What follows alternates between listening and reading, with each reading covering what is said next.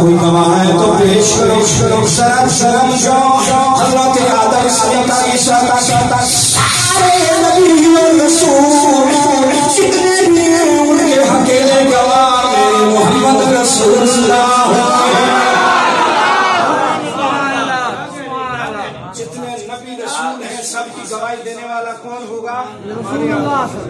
हमारे हमारे हमारे मुल्क सुखन की शाही